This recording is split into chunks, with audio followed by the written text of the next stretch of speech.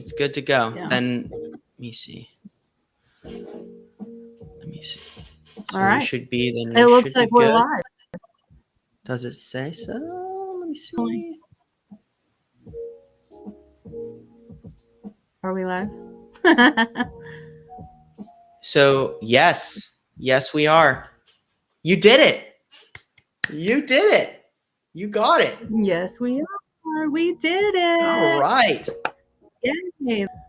Oh, Hey. fun. The Counter Story Media live stream is here. Yes. First one. Welcome to the Counter Story Cafe. I love it.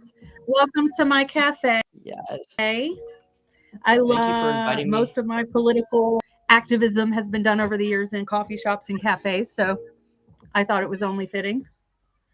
Absolutely. Yes. And you've got the little glowing letters. It's the feng shui. I need to be calmed because I'm so irritated. The environment is very helpful. Hopefully I won't crash out, because it's I'm hoping I won't crash out either, but on my very first episode. But that is what we're here for in case that does. It's crash out. It's crash o'clock. Crash o'clock. You know who is crashing out is Donald Trump. He's crashing out right now in the Situation Room. He's absolutely crashing out. Did Ellie talk about that? I wasn't able to catch you on that talk. Yeah, no, it was cool. Like rolled off the table. Yeah, no, that was so funny. Before the show, I'm sitting here in the waiting room, and I heard Melissa's mic from far away, and I just hear, "Are you standing on the table?" And I'm just sitting here, and I'm just dying laughing. I'm like, that I would be standing on the table. That'd be me. That'd be me. Who wouldn't stand on the table? You know who can't get on the table? We should all be standing on the table. Donald Trump. He can't get on the table. His little noodle arms won't get him up on any table. He can't even put on his own diapers. I bet he's making a mess of his table. I bet he's smashing his McDonald's burgers and throwing them against the wall. Oh, he's so mad. You got to send ice for the Hamburglar. I swear he stole my Happy Meal. You wouldn't believe it. Lauren, I put you in office. You cannot sign this. Lauren. You were working at McDonald's, Lauren. I picked you out of nowhere. I mean, I think that you're saying like the talk with Ellie, what my favorite part is she ended and I asked her, I was like, how do you feel? Like, are you optimistic? She said, yes, I'm optimistic. And that for me is like, that's great. I think, and I honestly too, it's like, there is a certain sense of optimism now. I think that wasn't there for a while, but I do think I'm hesitant. I'm hesitant with my optimism these days. But I do feel like there is some room for optimism. I don't know. What do you think, Melissa? I think there is. I am a survivor of childhood SA, so I have to keep like such a distance with Epstein stuff. It's immensely triggering, especially like how in depth some of that disgusting material goes. And so a lot of that content, like the second I open it, it just right in. And I'm not like a super proponent of trigger warnings on everything. Woke.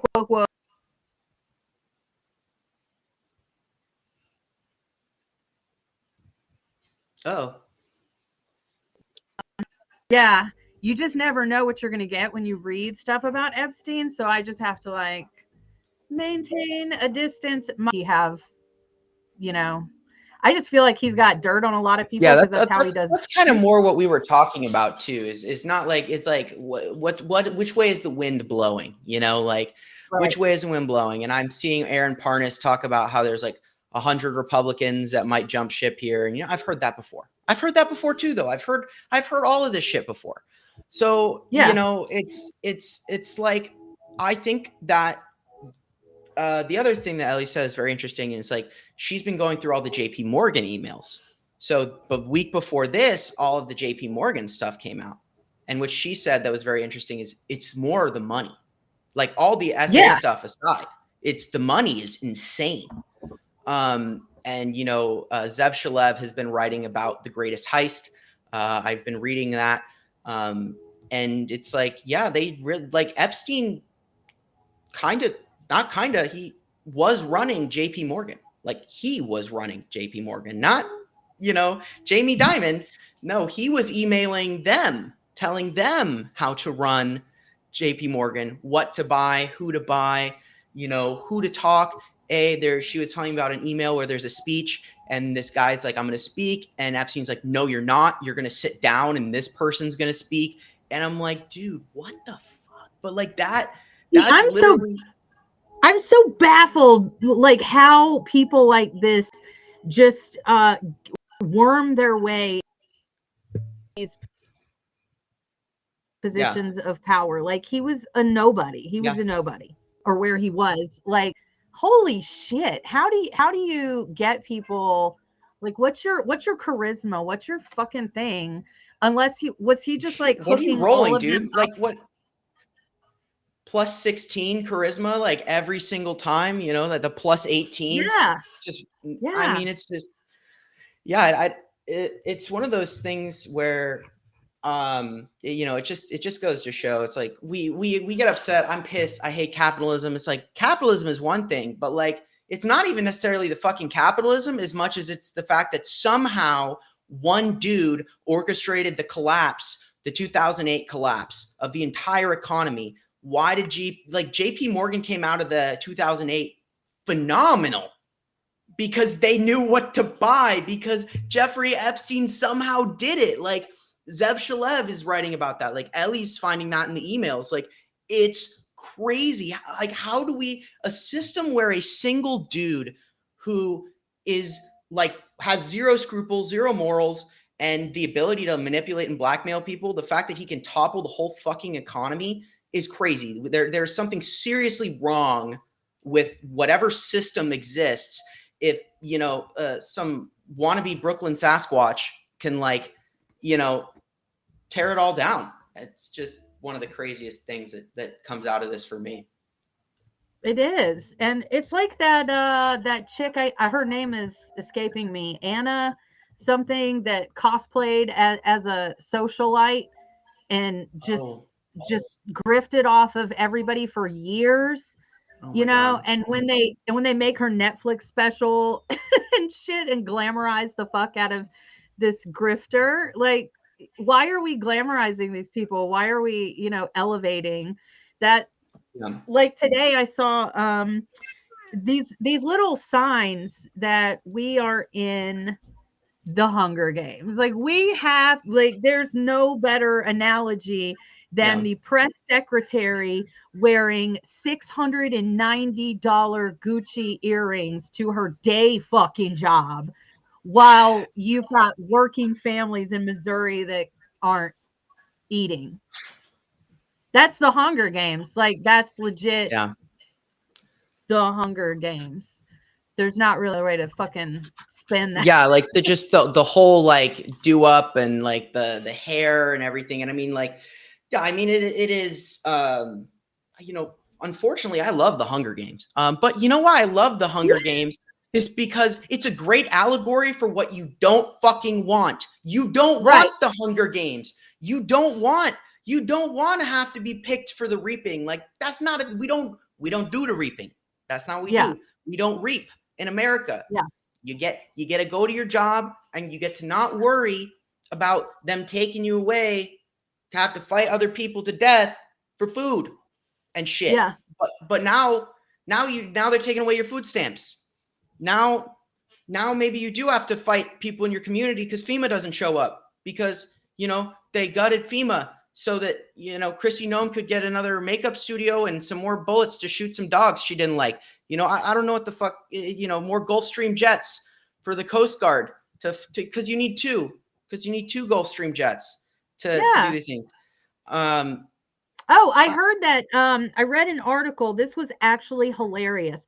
Kristi Noem authorized the purchase of 200 former Spirit airplanes, right? She signed off on this, right? For what?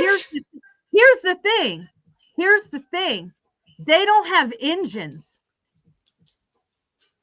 She was about to spend our taxpayer money on 200 fucking planes that don't currently have engines in them. That's like half the So fucking you have plane. to then right. And the uses of them were listed as deportation and personal use. Personal use for who? You need 200 fucking planes for One a day. One a day. One a one day. a She got a day. different one. You She can have has a to. fresh She has to. plane.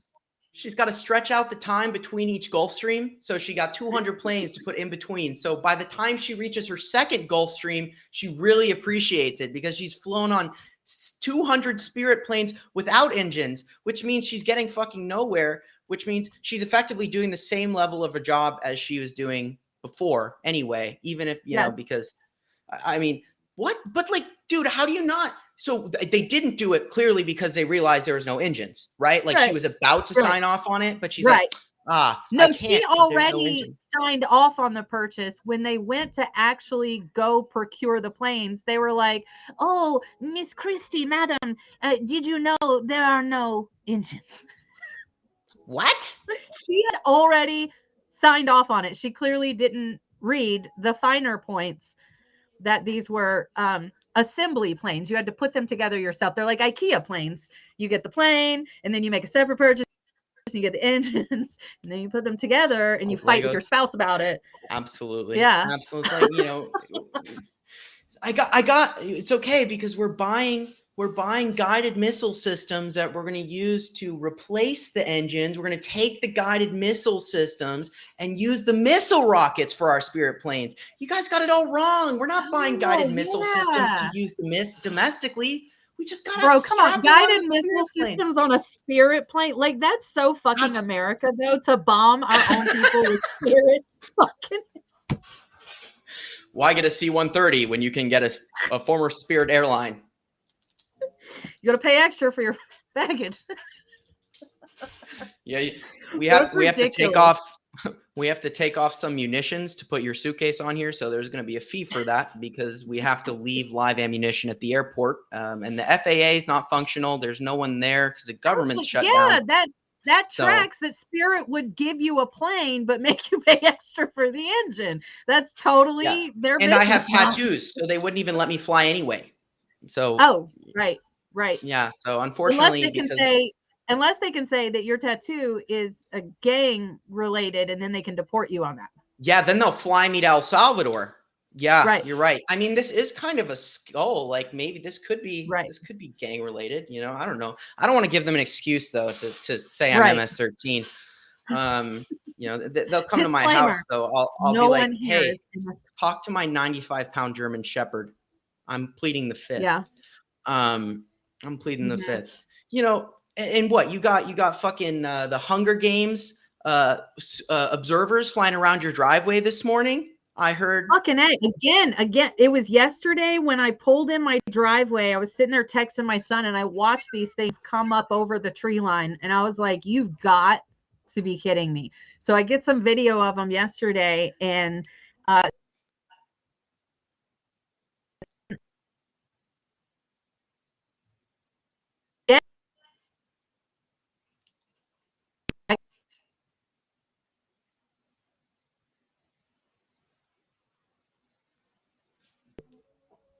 connected. No. There you go. You froze for a second. You're back. I see you. I'm frozen. No, you're here. Oh, she's gone. She'll be back, I'm sure. There she is. See, we just switched spots. We're just switching spots. Okay. We were just switching spots. See, Flock was like, "I heard you. Shut up." Shut up, Melissa. No. I was so you see you got footage of your drones. They're over the tree line. Yes. And that's where you were when I lost you. Yeah, so I come home today, and there's one today. Yesterday there were 3 in relation, and today there was 1. They're trying to scare you with formation, and when that didn't work, they're sending a singular one. You know, Well, I know. so you know. So here's the thing: is that I Googled and looked up, has Norfolk decided to purchase drones because they're being sued for the cameras. So you would think going forward, part of the issue that's addressed in the lawsuit is the fact that they didn't tell anybody. Put these fucking cameras up overnight, didn't tell the citizens, and there was no information campaign, like fucking nothing. They just appeared overnight. So I think that being sued for just rolling out surveillance equipment overnight without telling people, you would not do that again. But so today I call, when I see that thing again, I call the local police department, and I acted like, you know, I'm just walking through the neighborhood. Hey, I was out walking with my son and I see a drone. Yeah. I see a drone. Do you know about drone? And the very sweet lady didn't ask who the fuck I was and was like, oh yeah, those are ours. Okay. Oh. Like, so once again, the Norfolk PD has purchased surveillance equipment and just started fucking using it without notifying or giving any warning. Like, I combed all the local news. I combed the city website. I combed everything. And Flock has a transparency portal, and they have one specifically for Norfolk. And first of all, they lie on it because you can compare it against court documents. So they just lie. And then as of today, there's nothing about drones in Norfolk, like anywhere. Yeah. So, okay, so we're just gonna do this all over again. So I damn sure called that attorney. The Institute for Justice is the attorneys that took up the case. So I called him and left a message and was like, hey, I have a video of drones now, and they look like Flock drones, and the police department has confirmed it's them. So if you guys just want to throw this on in the existing lawsuit, we can address that. I'm really fucking drones outside my house. Dude, the fuck, like what do you mean? What? I don't. So here's the thing. It's like, one, like, they won't let you fly your fucking hover bike thing around. Okay, the cops see you flying a little hover bike, you get arrested. Okay, because you need to be given permission to use the airspace. But the cops are allowed to fly drones in that same airspace that I can't fly my fucking hover skateboard in without goddamn FAA permission, and the police get to fly their drones? No, fuck that. Fuck that. Then everyone should get to hop on their hoverboard right now. We should all be flying around on hoverboards. So that's our active resistance, guys. You're going to go get a hoverboard today. Go get a hoverboard. We're all taking to the skies. It's FAA regs be damned. Take to the skies in our hoverboard. I kind of thought we were promised that we would be there already with flying cars and shit, but man, we kind of dropped the ball on that. My generation's got to own that. It's okay. We made weed legal. No, but like you might not have made flying cars, but we did get to 1984. Like, we got all the way there. So like, you know, we did get there. You know, maybe some of the things that, you know, are there, we didn't get to, but you know, we did pretty good in terms of living out, you know, a lot of the projections of the future, just none of the ones that we wanted at all. But you know, I now own a surveillance hoverboard. Bonfires and book burnings. Yes, Yanni told me that they now own a surveillance hoverboard. So thank you. Hell yes. I definitely make sure you get training. Like, I've seen videos, they're really cool, but it looks super dangerous. So I just want to do a little disclaimer. I know that I just told you to go get a hoverboard. However, part of that disclaimer is you should not use that hoverboard without at least getting some training. And I am not responsible for anything that happens if you use that hoverboard without training. It's just a suggestion. It's just a suggestion. Yes. But yeah, if you see a drone while you're on your hoverboard, punch that shit. Punch it in the face. Yeah. Just punch it as you go by. Just poof. Well, that's it. Everybody, I love the people. You can tell where like my readers and stuff are from, because the ones from south of a certain line are like, did you shoot it down? Yeah. Like, that's their first, do you got a shotgun? Yeah. And I'm like, yo, you can't do that here in the city limits. But I got my crossbow. My initial Appalachian reaction was exactly that, oh, I'm going to shoot that shit down. Are you fucking kidding me? Yeah. No, I mean, it's crazy that it's the police and that they're like, okay, cool. Yeah, that's us. But at the same time, it is one of those things where I don't know. I think the flip side of this is, whatever does happen, and this momentum with the Epstein files and like this whole thing where we have zero accountability. So the flip side is an insane amount of accountability, right? Because like that's the conversation like everyone's having right now at this point is like accountability, because we've realized the government is literally just fucking a bunch of pedophiles who are robbing us. Like it's actually that simple now. It's reached the point where like, oh, you want to have a discussion about politics? I feel this. Dude, I don't fucking care. It's a rapist pedophile who is robbing me. I don't give a fuck what your political opinions are. He's a rapist, a pedophile, and he's stealing my money. You're not this is not about a political party. Like, you want to debate? My favorite is the idiots who still cling to this line. I'm a fiscal conservative. I'm a fiscal conservative. I'm a fiscal conservative. He added like 3 trillion to the fucking national deficit. What the fuck are you talking about? I'm a fiscal like you can't say that after like 2006. You can't say that anymore. Stick to the facts. Like, we need to stick to the facts. He's a communist. Yes. He's a Marxist, and we need to stick to the facts. All right. I will swear her in when I'm ready to do so, when it's in line with the Constitution. Shut the fuck up, Mike Johnson. Like, I can't stand that motherfucker. Oh, I don't know. God. I haven't seen that. I haven't read that. I hadn't heard that. I wasn't aware of that. The fuck do you do all that? Okay, so let's push out notifications on Grindr so Mike Johnson knows what's going on. Okay, today we'll get right on that. Somebody, anyone at Grindr, sending this out. If you're watching this, you work for Grindr. We need targeted push notifications to Mike Johnson on a regular basis on what the fuck is going on, so he can't say next time. And we'll have to sneak you into the press pool or something, Melissa. So when he's like, "Well, I didn't hear that," it's like, actually, I sent you a push notification on Grindr, Mr. Johnson. On Grindr, you responded. Gotten it. You responded to my Grindr inquiry. I was catfishing you, so I know you were on Grindr. So I know you saw it. Yes. It says you opened and read that message at 3:42. Yes. Wait, I know you got it. I know it. You were on Grindr the same time Donald Trump was truthing at 2:45 a.m. What are you doing? Oh my god! I want the Grindr files. Man, I heard that shit today about Mike Johnson. Have you heard about this shit and his accountability partner? So if you don't come from the world of like Christian nationalism and evangelical Christianity, this is going to sound 10 times weirder. Okay. Like if you come from that world, words that like, you realize they're super fucking weird after you get out of that environment. But essentially, so this dude downloaded software on all his family's devices, his phones, his laptops, and everybody in his family, called Covenant Eyes.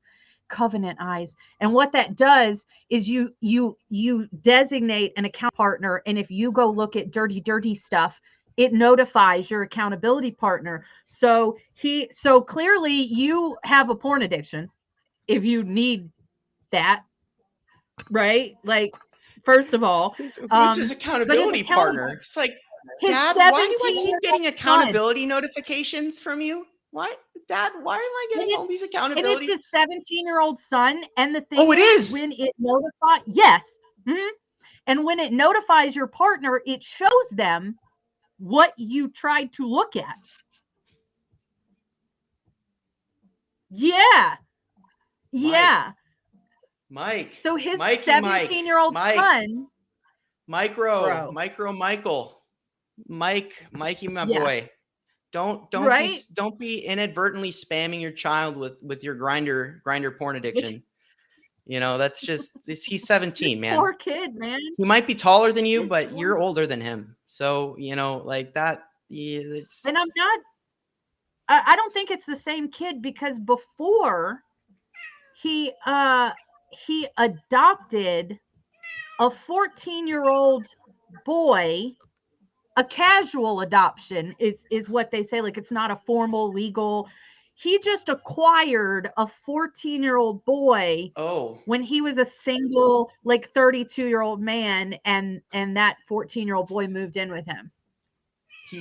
And he really doesn't want casual the adoption and Epstein or files out. kidnapping, right? Like, you know, pretty much sounds like kidnapping to me. I don't know, because it's like what, an orphan, and he's like, hey kid, you're coming with me.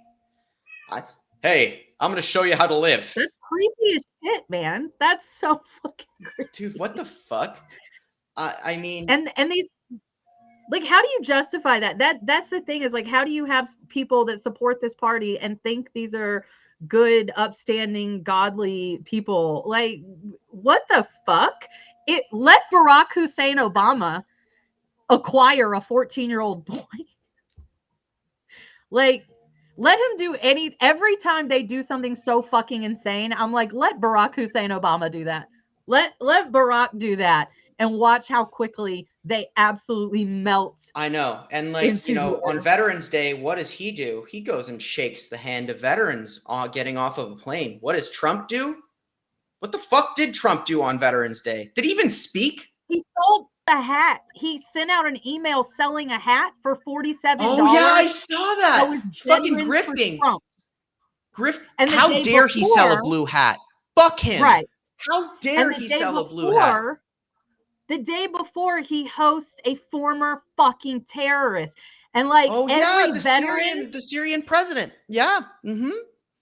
Yeah. Oh, Syria's crazy. Syria is nuts. I mean, like, what's going on in Syria is they've got all kinds of shit, because they toppled Assad, but then like these guys, yeah, like you said, they're fucking Islamist extremists. You know, but also that man, Stephen Miller's Islamophobic. Was he like, was he gagging the whole time? Was Stephen Miller in the corner with like a fucking bit in his mouth, like, you know, fucking rabid dog? Like, what the, like, oh my God, what the hell? Like, how does that, what does he do? Like, what does he do at that point? Oh my God, you froze. They locked him in his hands over your mouth. It was really funny. But like what? I think they have a special closet in the White House that when Stephen gets too worked up, they got to go, Stephen, go to the closet. Put him in his calming room. Yeah, you've been calming. I had one of those, you know, when I was a kid, because I was, you know, I was in the special education program, and, you know, I got excited sometimes. So they'd take me to the quiet room, and my aide, she would squeeze me between two beanbags. It was very relaxing.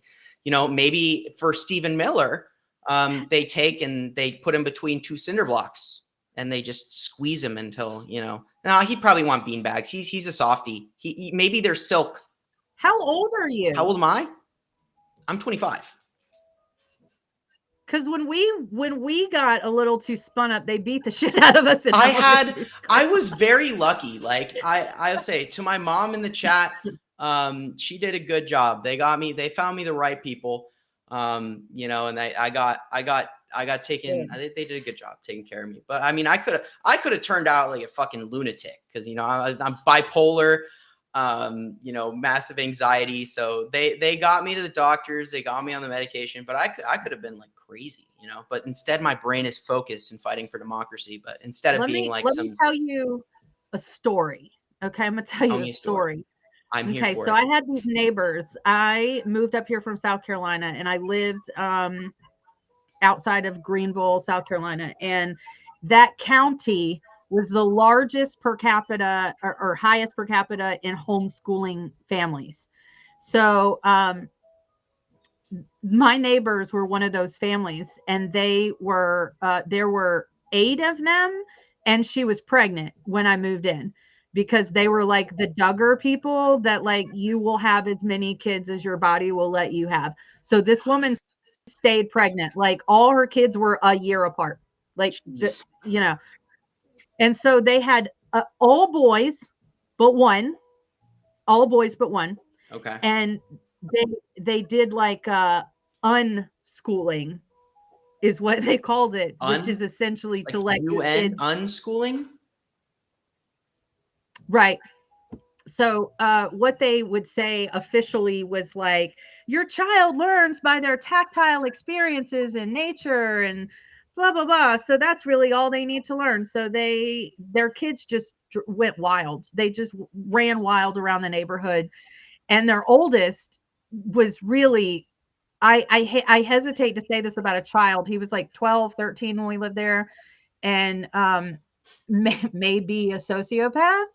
He would find snakes and things like that and kill them and skin them. No, yeah, And that is so, like, you can, like, it's one of the things where okay, so my fiance, she loves true crime. So I absorb so much true crime, like just tangentially through, like, I'll be sitting in the room and I'm like, that's horrible. That upsets me. She's like, calm down. I'm like, that guy killed 4 women and you expect me to be calm? She's like, he's not here. I'm like, it still upsets me. So, but like, I hear all this stuff. But what's interesting is, like, that's one of the things, like, if you are, when you're young, if you kill animals, that's one of the big signs. The curious thing that I would want to know about him is if he had frontal lobe damage when he was running around being tactile, maybe eating dirt, because that's how you unschool, I guess. Like, if they he had got hurt. They got hurt all the time. Yep. All So the if time. he They got were in the frontal ER lobe like damage once a month. when you're young, that'll make you violent, and then you'll start to go and look at you'll start to be a serial killer. Nick, so I like morbid, but for me with true crime, I think they sometimes complete their own story the way they want it to be. And there's been a couple things that I've seen from them where they've maybe where they've just been, like, wrong, like, because they want their story to be right. So, but I like them. I really like the last podcast on the left.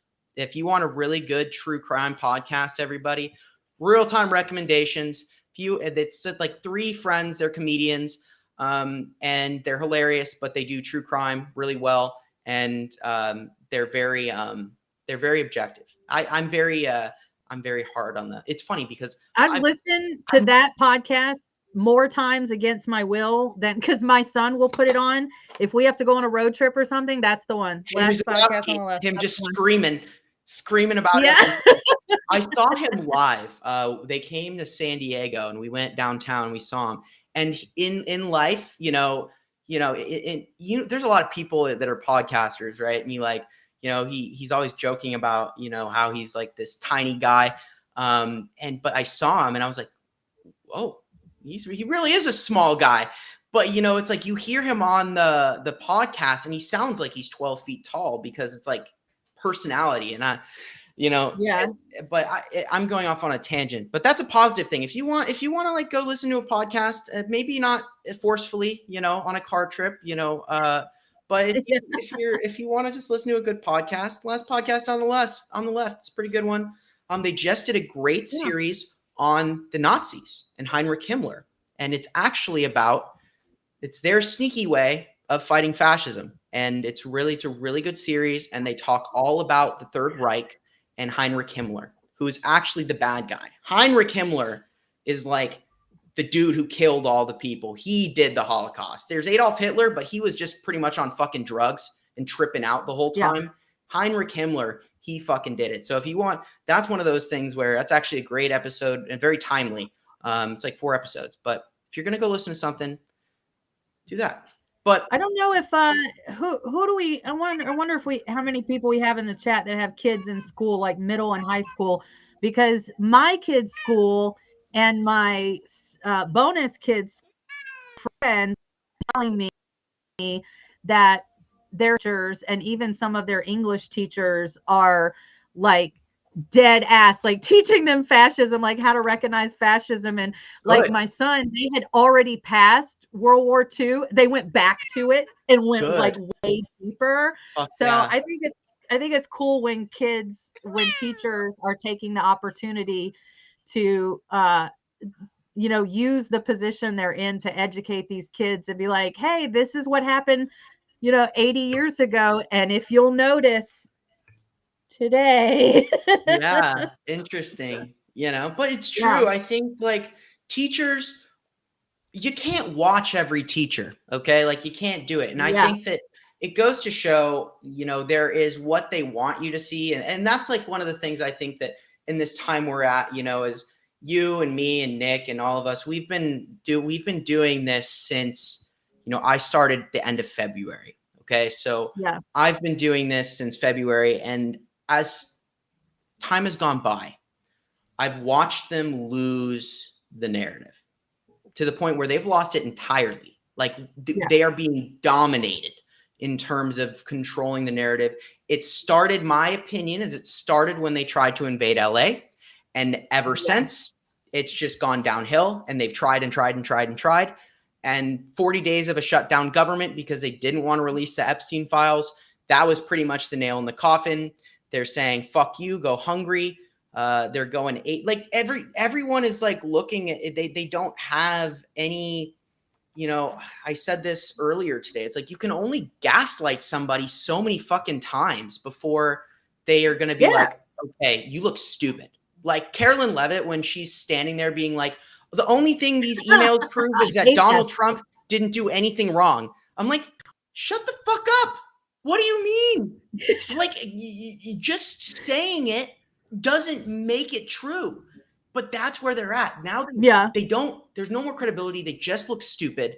And it's like to the point where I think even if these Republicans back it, they're like having to make a choice because they're like, okay, well, actually at this point, like, this doesn't look like it's going to go my way, because once the narrative shifts, right? Once they feel, when you feel insulated, when they could do the waste, fraud, and abuse, that was everything, right? WFA, it's WFA. No, but when is the last time they said waste, fraud, and abuse? Because they are living the waste, fraud, and abuse, so they can't say it anymore. I can't remember the last time they claimed it was waste, fraud, and abuse. Peter Thiel, all these tech bros, they're not in the fucking shadows anymore. Everyone's talking about these motherfuckers. You know what's turning? I find it really surprising.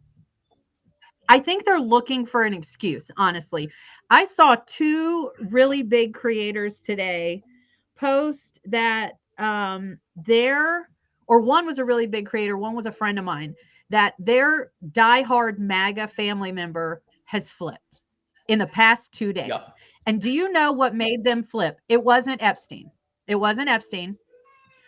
Donald Trump made a comment about those H-1B visas, and at a press conference, he said, we need the H-1B visas because we need to bring talent in. It was an interview. And the interviewers, Fox News, of course, said, well, we have talent in America. And this motherfucker goes, no, we don't. We need to bring in Here's my guess as to why, because he was against H-1B visas just fucking a minute ago. That's crazy. You know what's so interesting about that? Now that you say that, and I'm wondering, they're realizing, I think, that it's got to be the whole, like, they fired all these people. There's no talent, right? They're trying to do all these things specifically with AI and technology and infrastructure and building. Okay. And they've realized that they need specialists to do these things because they're trying to fire all the people who do these menial tasks. Okay. These entry-level tasks, which means they need to replace them with highly skilled individuals who can do large-scale things. So suddenly they need to turn around. They're like, oh, fuck, we need to hire highly qualified people so we can lock them into these companies through this exploitative process of an H-1B visa where you have to like work at this fucking place. But it's literally like, are you serious? But he doesn't even fucking know he said all that shit about H-1B visas. He's no idea. He's no idea what he's saying. Yeah. But the fact that like what flipped is like, that's what it is. Okay. But you know what? Probably once they flipped, they probably started seeing everything else. It's like, who cares? Like whatever breaks the hold, the illusion, that's fine. I just think they're using that as an excuse. I think deep down they get it. And this comment has given them some, and an excuse that they can say, oh, look at that. He said the American workers are shit and we don't have talent here. I'm out. Like after Good. everything Yeah. else. That's all right. Okay. If that's how, is that what it's not them arresting children or pepper spraying frog suits. It's the insult. It's that insult on your ego. You damn him. Yeah. I got talent. I got a lot of fucking talent. Y'all don't understand. I got my GED and I got diploma. They're the same. Oh. It's I don't know. I think it's just an excuse. I think it gave them something to hang their hat on that they can say, hey, I'm not talking about the Epstein shit and I'm not talking about all that. I just know that he made a comment that insulted American workers. And that's what they can hang their hat on. So whatever it takes, man, if that's what it takes, go for it. Yeah. No, I mean, seriously. Nick's like, let's find that clip and play it on a loop on X on Facebook. Yeah, I agree. Let's just loop him being like, American workers don't have any talent. There you go. Mm-hmm. I mean, but it's what else? You know what else insane? Congress or the Senate literally just giving themselves $500,000 fucking dollars as they reopen the government. That wasn't what flipped you? That they know that their government fucking phone numbers got leaked, so they're going to give themselves $500,000. And I guess I heard it was per phone number. So if they have multiple phone numbers, they can get like $1 million. So like, dude, in Indonesia, or where was it? Was it Indonesia? It was somewhere. Their government, they tried to give themselves an extra $13,000 a month. Okay. And then they fucking chased their finance minister through the street and pantsed the guys, broke into their houses, burned their sports cars, and they tore that shit up. And meanwhile, our Senate's like, yeah, you know what? Our phone numbers got leaked. So I'm going to need $500,000 taxpayer dollars for the damages. Cause I already have healthcare. My emotional damage is covered by the health care that I receive for free, thanks to the American taxpayer. But I'm also going to need $500,000. Or not Amazon. AT&T leaked my fucking address and phone number and everything else, and I got $47 on a Visa gift card in my email for it. So, where's my $500,000? Totally. Yeah. We'll split it. We'll share it. I'll share it. But you know what? I promise if I get $250,000. I promise I will take it and I will fund a extended strike in front of my local town hall, and we will camp there with food and marshmallows until my mayor resigns, because he's a transphobic piece of shit and he sucks and I hate him. And I happen to be sitting there one night. My mayor too. Yeah. What's up? I'm sitting there, okay, because my fiance's father-in-law, so he knows a bunch of people. So I got to go to this club thing, and we're sitting out back, and I'm sitting with all the old guys. This is one of my favorite things to do, is sit with the old guys and smoke cigars. It's fantastic. It's really fun. But the mayor comes up, and I'm like, oh, fuck this guy. Like, I already know he's a dick. So he's drunk. He's nice and drunk. And he's going on about how he doesn't have any hair, and how if he had hair, he'd rule the world. And I'm like, hey, yeah. But then he goes, and I was talking to a guy who was a bartender. I said, what's your favorite drink to make? And he's like, oh, what kind of drink? I was like, I don't know, like, a cocktail or whatever. And the mayor goes, if someone orders a mixed drink, you tell them the trans bathroom's on the other side of the building. And I looked at him. I'm like, everyone's just fucking looking at him. And he was like, ugh. I'm like, I'd fucking yell at him, but I'm sitting there with a bunch of old guys. It's like, I'm allowed to sit there. It's like, I wanted to yell at him, but no one like reaffirmed it. But I was like, well, I'm filing that one away. And so, yeah, Mr. John Franklin, Mayor of Vista, you transphobic piece of shit. If you guys know John Franklin, you can find him on Instagram. He's on Instagram. Go and leave him a message. Tell him he sucks and that he should resign. Yeah, like, these are the people that are in charge. These are the people that are running our. Let me tell you about the mayor of Norfolk, who I just found out last year or just like connected the fucking dots. So first of all, he just totally approves all this flock shit, and we're putting cameras up everywhere, and we're specifically putting them in low income and predominantly Black and Hispanic neighborhoods, right? And also we have lots of gun violence in Norfolk, right? Mm-hmm. So they're saying the flock cameras are supposed to be curbing the violence. Number one, our mayor owns a funeral home, chain of funeral homes. Why Oh, would he's he at stealing all be money. Yep. motivated Okay. to Yep. lower gun deaths? Why would he Mm. want to lower gun deaths if his business is funeral homes? So that's one. And two, according to the crime statistics, violent crime hasn't gone down since we put these cameras up a year and a half ago. Whoa. So what are they doing? Maybe he's getting So, money. Maybe he's getting money. yeah, for I want to that. know where the kickbacks are. Yeah. I want to know where the Maybe kickbacks are. Follow the money. perhaps there's some other incentive for him putting up these cameras. You know, I don't know. Right. But Mhm. I just Well, we know they're giving the info to ICE now, so that's been confirmed. yeah. That in our region, ICE has accessed the flock cameras, which they again swore that wouldn't happen.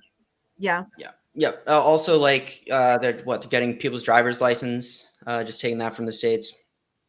Yeah. There was a point where I was like, I'm like, oh, like maybe if I fucking call this shit out enough, it'll stop. But now I'm just like walking around with my fucking middle fingers up everywhere I go because like they're probably watching me. Like I get it. So at this point, it's like if you go over the waterfall, you might as well not flail. You might as well just make a beautiful swan dive or do a couple flips. You know what? As you go. Beautiful thing to see. Walk such a council meeting or a school eyes when they see you. That's when you know. That's when you know it's good. It's all good. Wait, so hold on. You froze. You said it's a good thing to see when what? I swear to God, I logged on behind the VPN, and I'm not going to do that again. It's throttling me. When you walk into a city council meeting or a school board meeting and you see at least one of them roll their eyes when they see you. Yes. Because they know. Yes. You're about to get up there and run your fucking mouth. This is not going to be easy today. Nope. I'm going to have to answer questions. Yeah, no. It's like the president of my HOA, okay? She's like super anal about parking. But now they're trying to raise the rates. I'm irritated. So I'm going to go and ask her for the entire budget. And I'm going to go through that budget with a red pen, and I'm going to come back and say, why the fuck do you need an extra $50 a month when you're putting 40%? Yeah. So it's like you want to play? Okay. Let's dance. Let's dance, pony boy. Get my little switchblade, do a little outsiders. Yes. No violence. Okay. Sorry. No switchblades. No violence. I don't advocate for violence. I'm referencing a novel. Don't actually use your switchblades. That was a literary reference. Here comes our it's mission. Is it mission time? It's mission time. Mission time. So I'm going to tell a story, and it'll be real quick, but this is my story with hunger. So when I first got divorced, I moved down to South Carolina to be closer to my kids' extended family. And the job that I moved down for fell through. The grant funding was not renewed, and I found myself without a job like immediately. And I went looking for the pictures because I had a picture from August of that year, and we moved at the end of August. And then the job fell through we moved at the end of July. The job fell through after a couple months. So long story short, I made sure my kids ate, but I wasn't eating. And I lost 80 pounds in that time frame between August and December. I have pictures from Christmas that year, and I was the size I was in high school. And the crazy thing is, like, when people see you, like, this transformation on Facebook was the big thing at the time. But they're like, you look great. Oh my God, look at you. You're melting away. And I'd just be like, yeah, thanks, girl. I'm super hungry. Not by choice. So Not by fucking choice. yeah, right, right. Dude, like that's So I that can goes laugh to about tell it you how now. fucked up our society is. They see you losing weight and they're It like, is. "Are you okay? Like, are you okay?" Like the answer should be like, "Are you good? Like, is everything good? Like, Yeah. you need help?" Oh my God, you look fantastic. I've been on keto for 9 months and starving myself, and I still haven't lost that weight. I just don't know how you do it. Well, it's because I'm feeding my kids and not myself. I mean, Because I wasn't shit. eating. Yeah. So yeah, I tried to go apply for food stamps in the state of South Carolina. I lived in a rural area. There was no public transportation, so I had to drive my car 20 something minutes out to this rural office, and I was supposed to do that twice a week while on these benefits. So at that point it was like becoming a second job. And then when they figured out the numbers, so after that like real job I had fell through, the only job I could get was at a Starbucks inside a Target. That was my job. I was working with fucking Oh teenagers, my right? gosh. And fighting them for shifts because they wanted money for their prom dress and I want to feed my kids. Um, so it was really a mind fuck, and there's a whole other rant I could go into with corporate food waste and how I had to throw away Oh my food God. every I night at worked at Starbucks. Starbucks. Oh my God. I understand exactly what you're talking about. And we can't actually go Yes, into that rant because I have first person experience with exactly what you're yes. talking about. So Like hold I on. would be so Let's fucking plug Feeding hungry. I America. would be, Yeah, yes, let's plug this and then we'll go off about food waste, corporate food waste for another 7 minutes. yes, Um, right up here in the corner. This is your mission, everybody, today. So we rant and then we act. So what I want you to do is to scan the QR code. Understand that everybody may not be in a position to give, but once you click the QR code and that website comes up, just share it. If you can't afford to give right now, just share it on whatever platforms you mhm. have or email it out or whatever it is, to spread the word. So because Feeding America is incredible. Out of every $1, they provide 10 meals. So you just It don't is. get a return on investment like that anywhere else. Yeah. That's some ROI they're not getting on AI, guys. So we know that, we know there's value here. And then speaking of, return on investment, while we're talking, before we go there, return on investment, I'm very proud of my fellow and former Starbucks baristas who has gone on strike today. The Starbucks baristas are Yes. on strike. They have done it. They have done what no one else could. For some reason, nobody could fucking do it, but they did it. And you know why? Because the conditions at Starbucks are deplorable. They suck. They are exploitative. They are abusive and they suck. But you know what? Everywhere sucks. So Yeah. what, I don't know what possessed them to do it, but I'm so proud of them. And I went and I donated to their thing, and I want to see who goes next because Our of boy, one of the our boy many. Mom Donnie was out there with them in New York. Was he really? Yeah. Yeah. That's fantastic. Yeah, I I got the alert from the Democratic Socialists of America, where I'm now a card carrying member, and they send out alerts on like different things, and they were advertising it. So I signed a petition. I ended up donating money and whatever. And I mean, I haven't gone to Starbucks in years because I worked there, yeah. and they are so wasteful. It is ridiculous. Oh my God. They throw away bags, multiple bags of food every day. And they say they're going to Every donate day. it. The yellow bag, they put it all in a yellow bag and they say, all right, we're going to, we're going to donate it. And then I watch them. Oh, they didn't come for it. Mm. Trash. No Yeah. recycling either. Oh my God, there's no recycling. Yeah. Like you know how many cartons of milk they go through? You know how much plastic? Yeah. I would go through, because I worked, and I don't know. So you were in a Target, right?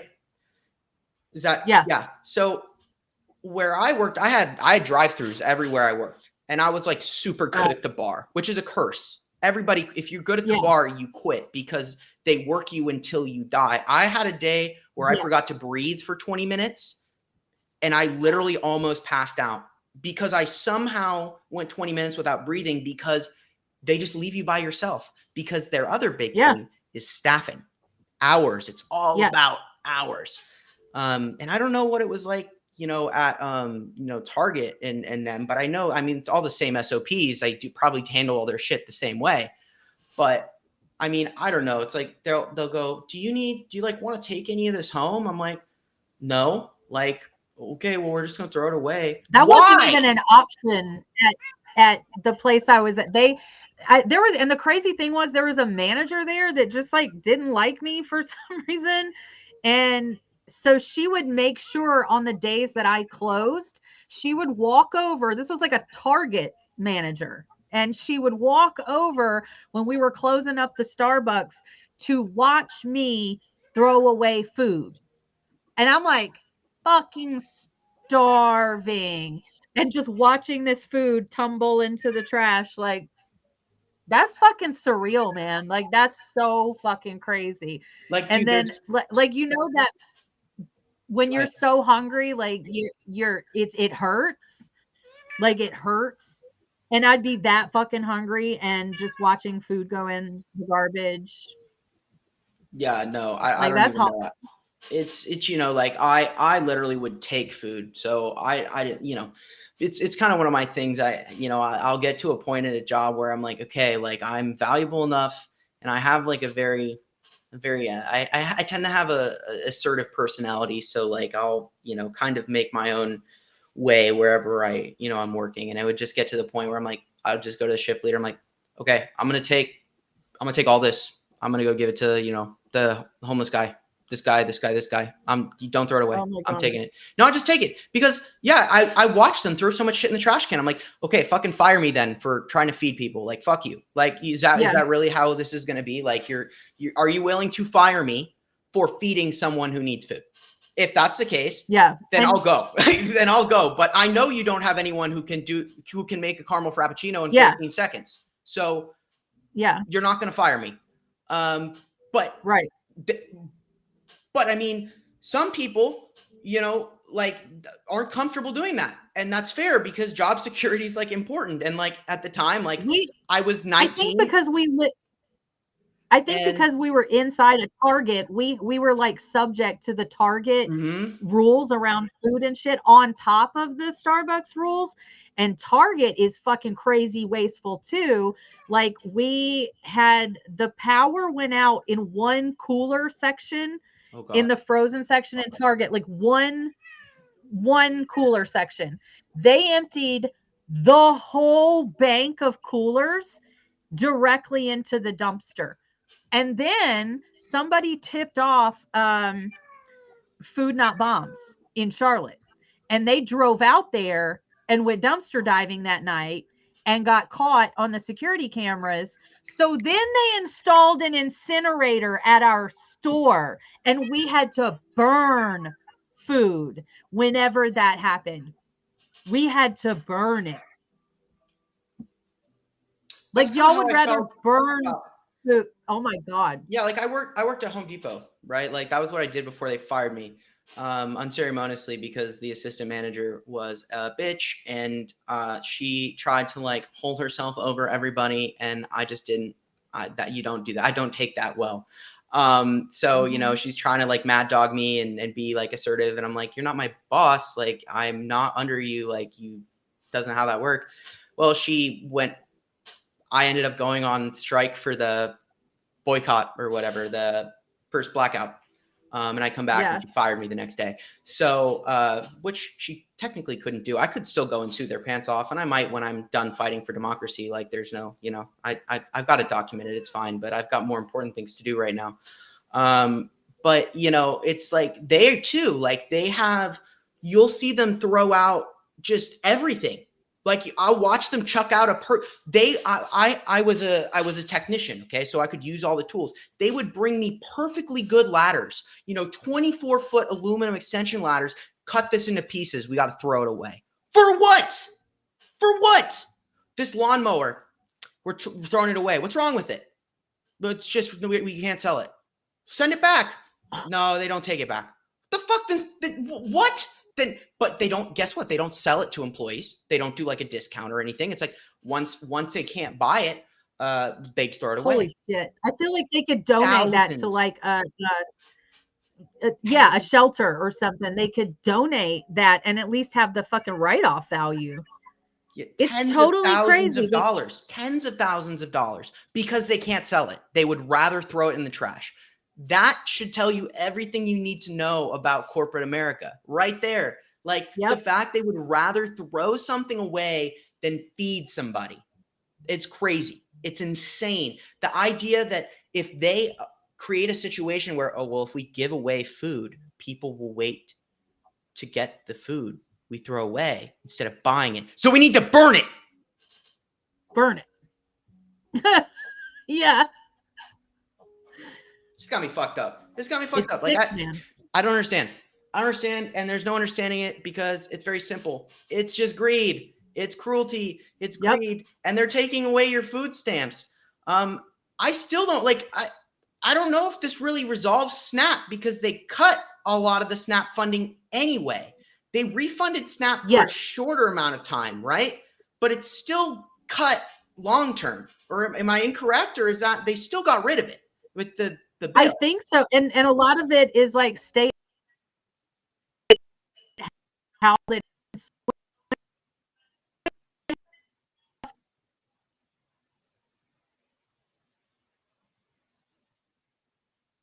yeah, I don't know.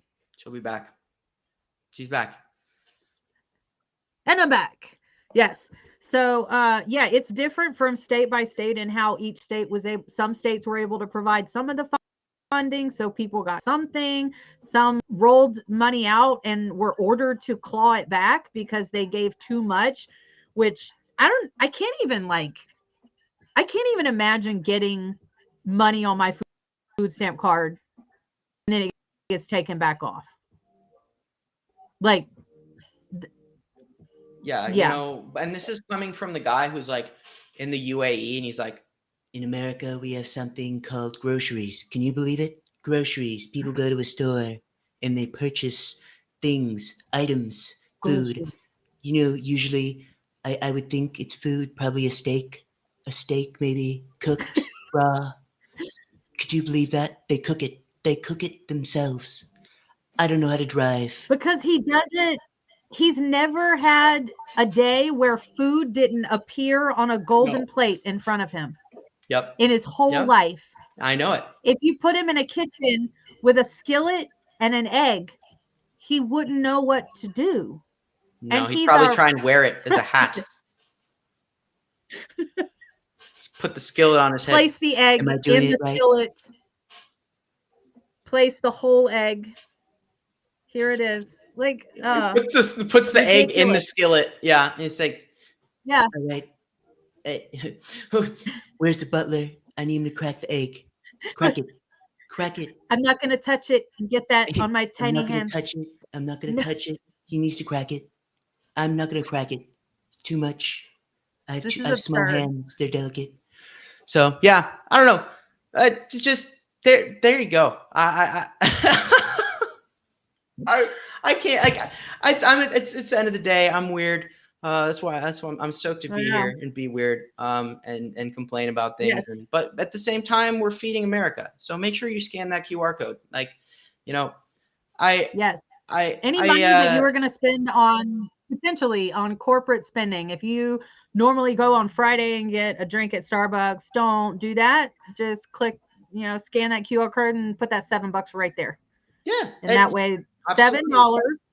Even if it's 50 cents, like even 70 meals, 50 cents, like times are tough, but like, you know what? Like if you were walking by a store and you could like chip in a quarter, Joe, chip in a quarter, like that because you'll feel better knowing that you chipped in a quarter, like even if it's just $1, do $1 because you got to know that you put something in the bucket. Cause that's all we're doing, right? Yeah. Like this is a virtual bucket. Yep. If you can put $1 in, do it, Like there's no obligation to put $100 or $50 or $20. You put in what you can because that's what a community is about.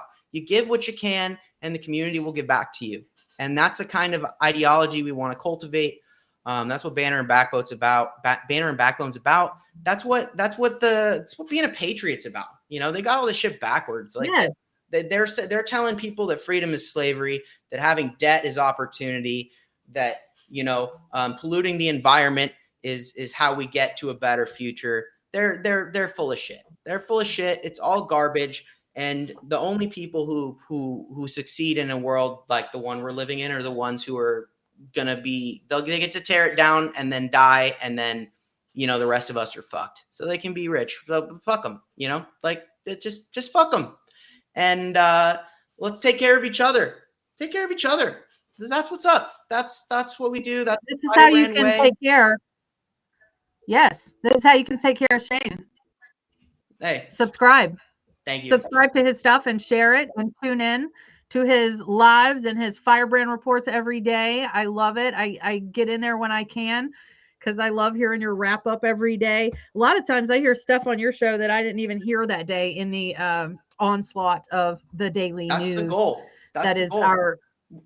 We went to Peru today. We were in Peru, we were in the UK, and we were in Ukraine. We weren't even on American soil, y'all. We weren't even in America. Yeah. So if you want to know some shit that happened today that I guarantee you didn't hear, go check out the Firebrand report from today. I promise. I'm willing to bet none of my fingers, but a crisp high five that you didn't hear any of the things from the Firebrand report today.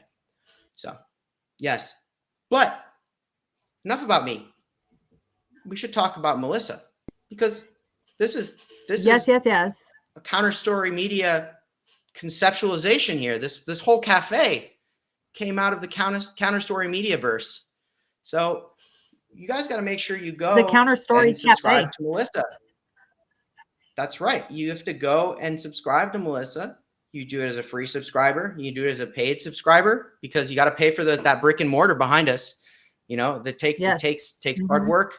And you know, especially that table with all those kids standing on it might break. So having a paid subscriber base, you know, it'll help fix the table if too many people are hopping on the table. So you never know. Pay my kid's medical bills when she falls off the table that she's not supposed to be on. That's absolutely right. It's absolutely right. So support Melissa. She put this whole show together. I'm just here to be obnoxious and funny and be a sounding board. This is all I love it. Melissa's brainchild, and it's great. And I had such a good time. And it's going to happen every Thursday.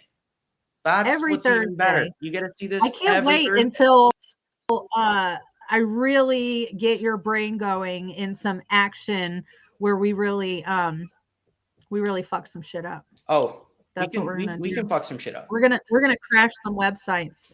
That's what we're gonna do. We gotta be careful with our language though, because I'll be like, Stephen Miller will be like, "It's a dox attack. You're a terrorist." Stephen, go to the closet. Stephen, calm down. Stephen, you need to go to your dark room. Go to your dark room. It's gonna be okay. Do you want me to pet your head? Do you want me to pet your bald head? Will that make you feel better?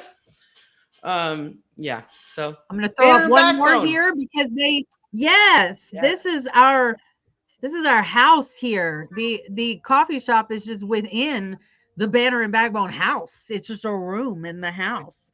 So they give us this awesome place to gather. Man, like I've had so much fun getting to know everybody through Banner and Backbone, like you, and the conversations that we get to have. And I really, really love the idea that Banner and Backbone stands for, which is we are reclaiming patriotism.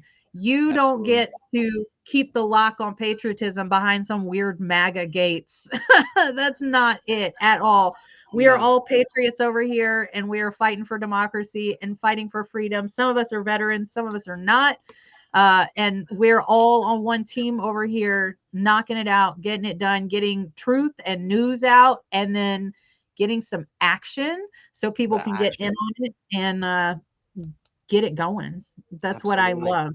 I love it here. Yeah. I love it. This is great. And if you thought it was great, you know what you have to do when this gets posted later, you have to come back, You have to comment on it. Tell us that it was great. Tell us you're like, I was here. Yes. This was great. I want to see it in the comments.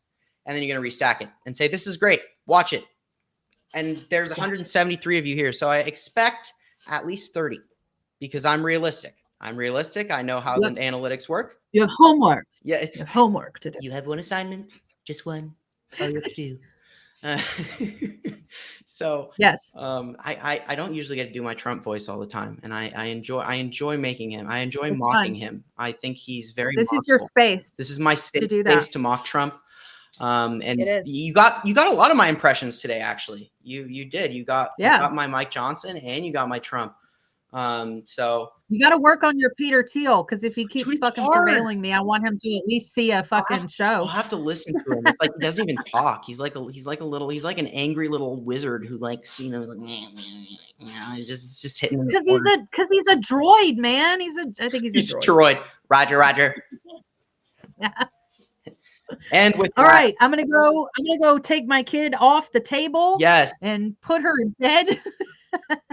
Get off the table. She's been standing on the table for the past hour. Yeah. In defiance. Probably. Just you're gonna walk out of the room. She'll just be standing on the table being like, I've been waiting for you. I mean, I raise rebels. I raise the resistance. So it only stands to reason that they resist me as well. Absolutely. And I'm sure she's still standing on that table as I raised her to do. Fuck the man, defy authority, and stand on that goddamn table. So go out and stand on a table. That's your mission. Stand on a table. Even if you're alone in your house, scan the QR code, and then if you can safely, stand on your table. If not, sit down at your table and just enjoy a moment of peace. But if you can't stand on your table, do it. Enjoy it. Thank you, guys. All right. Thank you so much. This has been a great night. Great first episode. I hope you all come back next week to join us. Absolutely. I'll see you later, alligator. Oh, yeah.